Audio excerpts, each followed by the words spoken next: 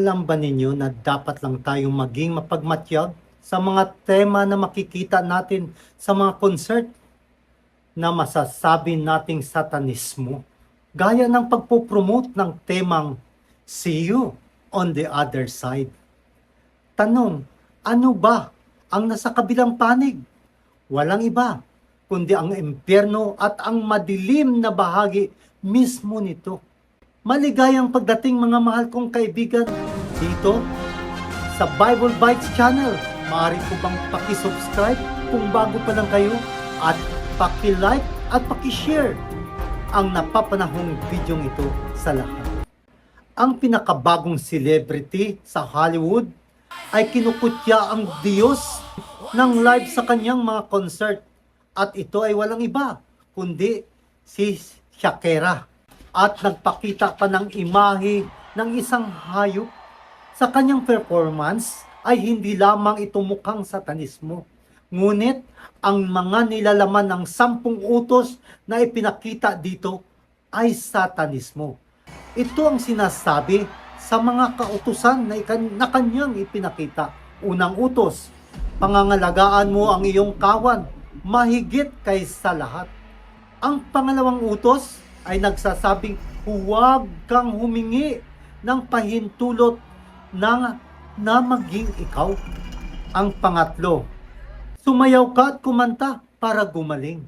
Ito ay direktang umaatake sa mga banal na kasulatan na tayo ay gumaling, hindi sa sayaw, kundi sa pamamagitan ng mga latay ng ating Panginoong Hesus. Ang ika-4 na utos, sumigaw ka at walang makapagpatahimik sa iyo. Ang ika-5 utos, ang isang lobo ay hindi tumatahimik. Ipagtatanggol niya ang kanyang sarili. Ang ika-6 na utos ay nagsasabi, ang lobo ay hindi nakikipagpaligsahan sa iba. Pinoprotektahan nila ang isa't isa. Ang ika-7, huwag mong tatalikuran ang iyong ligaw na espiritu. Ang ganitong klase ng mga salita ay parang kabaliktaran ng pagpapalaya. Ito ay nauukol sa laman at sexualidad. Ang salitang pagtatanggi. At kung paano nila ginagamit ang salitang pagpapalaya. Ito ang parehong salita na ginagamit upang palayasin ang mga maruruming espiritu sa bagong tipan, na kung paano pinalayas ni Jesus at ng mga apostol ang mga masasamang espiritu. Sinasabi ni Shakira na hindi mo tatalikuran ang iyong ligaw na espiritu. Sa madaling salita, pinalaya ito ng iyong mapaghimagsik na espiritu, at ang paghihimagsik ay isang kasalanan ng pangkukulam ayon sa banal na Biblia. Ang ika-8 utos, pipiliin mo ang sarili mong landas na walang sumasalungat sa iyo. Kalimutan mo ang tungkol sa Diyos. Kalimutan ang tungkol sa mga kautusan ng Diyos. Piliin mo ang sarili mong mga landas. Ito ay parang mga salita ni Aleister Crowley na ito'y ating tatalakayin mamaya. Ito'y parang 10 utos ng New Age feminism. Ang ika-9, ang isang lobo ay hindi kumukuha ng pag-aari ng iba. Ang ika-10 utos, ang isang lobo ay mananatiling lobo magpakailanman. Alam ninyo, ang utos na ito ay tumuturo sa kalikasan ng hayop at sa pagiging makalaman ng kalikasan ng tao. Sa mystikal na simbolismo, ang babaeng lobo ay kumakatawan sa wild na pagkababae, at ito ang mapaghimagsik na katangian ng isang babae. Kinakatawanan din nila ang pangunguna ng mahalay na kalakasan. Nanguna si Satanas sa industriya ng entertainment. Isa sa pinakamaimpluwensyang entertainment magazine ay itinampok ang Papa. June 1, 2026. ipinakita ni Pope Leo na siya ang papa ng planeta sa pamamagitan ng paggamit ng AI. Sa isang panahon ng pandaigdigang krisis at ng malalim na pagkawatak-watak, si Pope Leo ay nagpapakita na hindi lamang bilang isang tinig para sa mga Katoliko, kundi isang moral na pinuno para sa buong mundo. Ginawad rin sa kanya ang titulong Papa ng Planeta. Sumulat ang Rolling Stone magazine tungkol sa unang encyclical ni Leo na naglalarawan sa kanya bilang isang otoridad na para sa climate change, pagkakaisa ng lipunan at sa pangkalahatang kabutihan. Ang mundo ay kinukondisyon na tingnan ang Papa bilang ang perpektong pagpipilian upang gabayan ang mga bansa at ang mundo sa kasalukuyang krisis.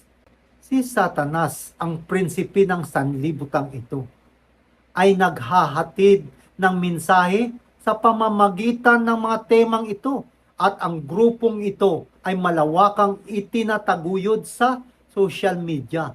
Nabubuhay tayo sa isang panahon ng mga kahanga-hangang teknolohiya na nagbibigay sa atin ng madaling akses sa iba't ibang uri ng media at entertainment, kabilang ang internet, mga mobile devices, video games, telebisyon, mga pelikula, musika, mga aklat at mga magazine. Ang impormasyon at entertainment na ibinibigay sa pamamagitan ng media na ito ay maaring magpapataas ng iyong kakayahang matuto, makipag-usap at maging isang pwersa para sa kabutihan sa mundo. Gayunpaman, ang ilang impormasyon at libangan ay maaring mag-akay sa iyo palayo sa matuwid na pamumuhay at hindi maging handa para sa ikalawang pagbalik ng ating Panginoong Hesus. Maging matalino ka kapag gumagamit ng media dahil may epekto sa iyo ang anumang binabasa, napapakinggan o pinapanood man. Piliin lamang ang media na nagpapasigla sa iyo para kay Jesus at sa kanyang pag-ibig. Sa Pilipos 4:8, sa wakas mga kapatid, anumang totoo, anumang marangal, anumang matuwid, anumang dalisay, anumang kaibig-ibig, anumang kahanga-hanga, kung anumang bagay na dakila o kapuri-puri, isipin ang mga bagay na iyon. Ito ang relihiyon ng telema. Maaring narinig mo na ang tungkol kay Aleister Crowley. Si Aleister Crowley, na kilala bilang ama ng makabagong satanismo, na pagkatapos nito magpakasal ay pumunta siya sa Ehipto. Doon sa Ehipto ay nakilala niya ang demonyong tinatawag na Aiwas at sumulat siya ng aklat ng kautusan, ang Liber al Vel Legis, para sa relihiyon ng telema, na dito ay nagsasaad na gawin kung ano ang gusto mo. Ang kabuuan ng kautusan, siya ay nag-aalsa laban sa moral at sa pangrelihiyong kabutihan. Ninanais niyang gamitin ang musika upang dayain ang mga kabataan, upang turuan gawin kung ano ang gusto nila. Inakala ni Crowley na ang isang tao ay maari maging henyo sa musika sa pamamagitan ng pagsasagawa ng satanismo. Ngunit nais ni Jesus na gamitin ang kabataan upang dalhin ang mensahe ng kaligtasan sa madilim na mundong ito. Ang kabataan ay dapat sanayin na makita ang pag-ibig ng Diyos at dalhin ang watawat ng dugo ng ating Panginoong Hesus. Kawikaan 22:6, sanayin ang bata sa daan na dapat niyang lakaran at kapag siya'y tumanda, hindi niya ito hihiwalayan. Ayon sa awit 127:4, kung paano ang mga palaso sa kamay ng makapangyarihang tao, gayon din ang mga anak ng kabataan. Mahigpit na gagamitin ni Satanas ang impluensya ng musika sa mga huling araw. na maging daluyan ng espiritismo. Isang daluyan kung saan si Satanas ay nagbibigkis sa mga kaluluwa, nagsasalita ng mga tinig, mga pagpapakita ng demonyo sa isang nakakabighaning kapangyarihan na pumapasok sa mga tao. Sa naunang Samuel 16:14-23, ngunit ang espiritu ng Panginoon ay humiwalay kay Saul, isang masamang espiritu na mula sa Panginoon ang bumabagabag sa kanya. At sa tuwing ang espiritu na mula sa Diyos ay sumasakay Saul, si David ay kukuha ng alpa at tinutugtog sa pamamagitan ng kanyang kamay. Si Saul ay mapabuti at ang masamang espiritu ay aalis sa kanya. Nang tumugtog si David ng musika para sa Diyos, iyon ay banal na musika. Ang lunas para sa kapighatian ni Saul ay dumating sa pamamagitan ng musika ni David. Una, ang musika ay may kapangyarihan na upang ang masasamang espiritu ay lumayo kay Saul. Ang makadiyos na musika at ang moralidad ng musika ay mahalaga dahil ang kakayahan ng musika ni David na makagambala sa espiritual na pang-aapi ay kwalipikado. Gaya ng nabanggit ko kanina, ang moral na sangkap nito, ang musika na nilikha ni David ay nagpapatunay ng nagtatanging kakayahang direktang alisin ang nakakabahalang espiritu o dito wirang lumilika ng isang kapaligiran kung saan ang espiritu ay hindi na makapagpapahirap sa lahat. Ang parihong mga posibilidad ay nagdidirekta sa akin sa parihong konklusyon. Ang mga elemento ng musika ni David ay nagawang ang espiritu na hindi magawa na ipagpapatuloy ang pang-aapi nito sa kaluluwa. Kung ang pag-render ng makadiyos na musika ay may kakayahang lumikha ng kapaligiran, ng pagtataboy ng masamang espiritu sa parihong paraan, ang pagtugtog ng di banal na musika ay maari ding mag-aanyaya ng masamang espiritu upang lumikha ng galit sa kapaligiran na nagre-resulta sa kaguluhan at kamatayan. Sinabi ni Dr. Juanita McElwain, isang doktor sa musika mula sa kanyang aklat na Inside Rock Music, page 2, ang parihong eksaktong ritmo na ginamit ng tatlong relihiyon, ang African at Indian, saka ang rock music ay parihong ginagamit sa mga pagpupulong ng mga faith healers. Ang kanilang Diyos na siyang Diablo ay dumarating sa tuwing tatawagin siya ng sinumang gumagamit ng mga ritmong ito. Kapag tinutugtog natin ang ritmo ng mga ancient god, ang mga masasamang espiritu ay tinatawag at ipinatatawag. Ang mga Diyos, propeta at musikero ay tumutugtog ng tambol sa pamamagitan ng kamay na upang ipatawag ang mga Diyos at ang kanilang mga Diyos ay nakikipag-ugnayan sa kanila sa pamamagitan ng tambol. Ang drum ay ang pangunahing instrumento sa trans-inducing. Kung nais nilang ipatawag ang kanilang mga Diyos, anong instrumento ang kanilang gagamitin? Ang mga tambol na gumagawa ng ritmo. Ang tunog ng ritmo na ginagawa tulad ng halimbawa sa rap music, rhythm blues at rock music ay tumatawag sa masamang espiritu ayon kay Dr. Juanita McElwain. Sa Deuteronomy chapter 12 verse 31, huwag ninyong gagawin kay Yahweh ang karumaldumal na gawain nila sa pagsamba sa kanilang Diyos-Diyusan, gaya ng pagsunog ng kanilang anak bilang handog, sapagkat ginagawa nila para sa kanilang mga Diyos ang bawat kasuklam-suklam na gawa na kinasusuklaman ng Panginoon. Sinusunog pa nga nila ang kanilang mga anak na lalaki at babae bilang mga sakripisyo sa kanilang mga Diyos. Narito ang isang larawan ng paghahandog ng bata sa paganong Diyos na si Molek. Pansinin sa likuran ang babaeng may tambol ng kamay at isang lalaking may malaking tambol. Ang tambol ang gumagawa ng ritmo at ito ang sentro sa mga paganong pagsambang ito. Isa sa mga pangunahing Diyos ay si Zumbi na tinatawag ding Dambala na isang dambuhalang sawa. Sa mga sumasamba dito ay naniniwala na ang unang lalaki at babae sa lupa ay bulag, hanggang sa ang ahas ay nagbigay sa kanila ng paningin. Sa Henesis Kabanata 3, si Satanas ang nagsasalita sa pamamagitan ng ahas.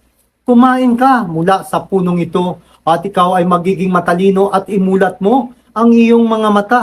Oo, si Adan at Eva ay bulag sa mga kahihinatnan ng kasalanan, bulag sila sa mga epekto ng kasalanan hanggang sa bigyan sila ng ahas ng paningin, ang paningin ng kasamaan. Marahil, ang pinakamatagumpay na banda na lumitaw sa kasaysayan ay ang The Beatles Mania Pod. Lumawak ang kanilang impluwensya sa mga revolusyong panlipunan at pangkultura noong panahong iyon.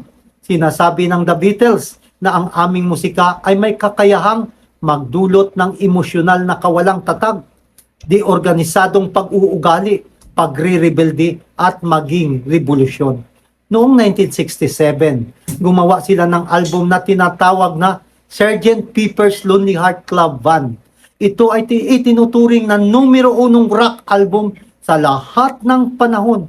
Narating pa nga nito sa UK ang tuktok ng charts sa loob ng 27 linggo at gumugol pa ito ng 15 linggo sa tuktok ng mga charts sa Amerika.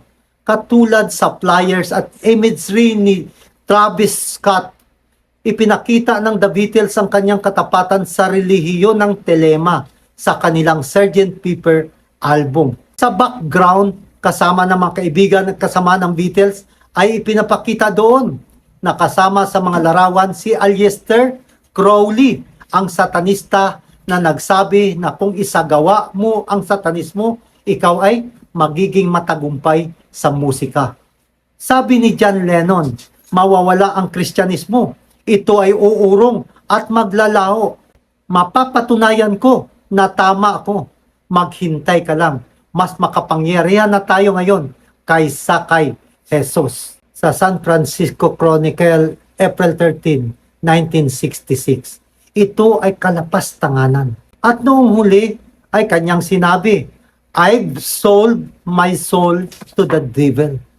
Ang buong idea ng Beatles ay ang gawin kung ano, ang gusto at gawin ang gusto mo.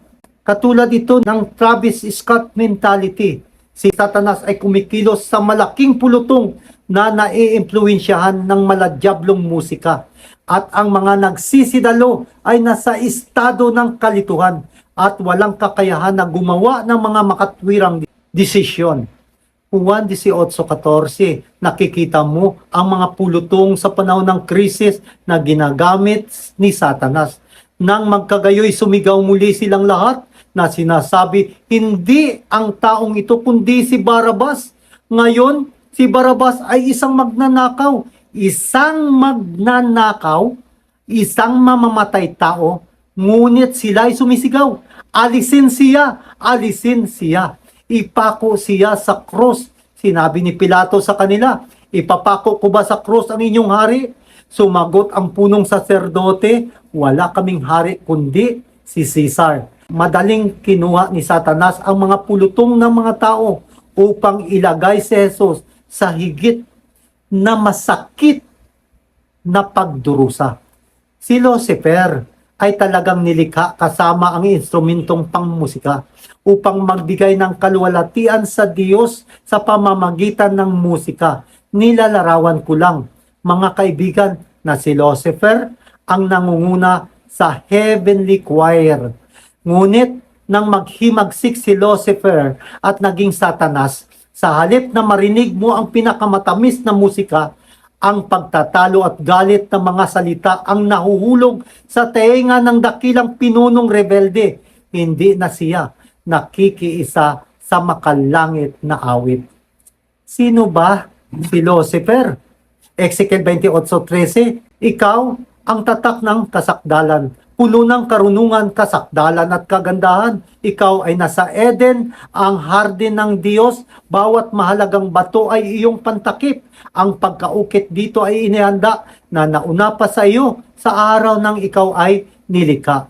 Sa Daniel 3:10, ikaw o hari ay gumawa ng isang utos na ang bawat tao na makarinig ng tunog ng tambuli, plauta, lyra, sitar, alpa at iba pang instrumento ay magpapatira pa at sasamba sa gintong larawan. Sinasabi ng utos kapag narinig nila ang musika, dapat kang yumuko o sumamba. Tulad ng kung paano ginamit ni Satanas ang mga pulutong ng mga tao na upang usigin nila ang mga tao ng Diyos at kanilang tinanggap ang tatak ng hayop. Ang sapot ng panlilinlang ni Satanas sa makamundong industriya ng musika ay ginagamit upang himbingin ang kanilang mga pandama. Ang mga taong hindi pinatibay ang kanilang isip sa salita ng Diyos ay malilinlang ni Satanas na upang tanggapin ang tatak nito at ang huwad na pagsamba. Mateo 26:30, nang magkaawit sila ng isang hemno, nagsilaba sila sa bundok ng mga olibo. Sa mga gawa 16:2, nang maghating gabi na sina Pablo at Silas ay nananalangin at umawit ng mga hemno sa Diyos at ang ibang mga bilanggo ay nakikinig sa kanila. At binanggit sa mga aklat ng Apokalipsis na ang awit ng pagliligtas ay ang awit ni Moises at ng Kordero na si Jesus. Apokalipsis 14:3, ang dakilang koro na ito ay umawit ng isang kahanga-hangang awit sa harap ng trono ng Diyos at walang nakakaalam ng awit na ito maliban sa 144,000 na tinubos mula sa lupa. Ngayon, nais mo bang maging bahagi ng makalangit na choir ng Diyos? Sa pagbabalik ng ating Panginoong Hesus, maghanda ka kaibigan at sundin mo ang kanyang mga utos. Hanggang sa muli mga mahal kong kaibigan, maraming salamat sa inyong pagsuporta sa ministeryong ito. Manatili tayong tapat sa salita ng Diyos at naway patuloy nating hanapin ang katotohanan sa mga propesiya mula sa Biblia.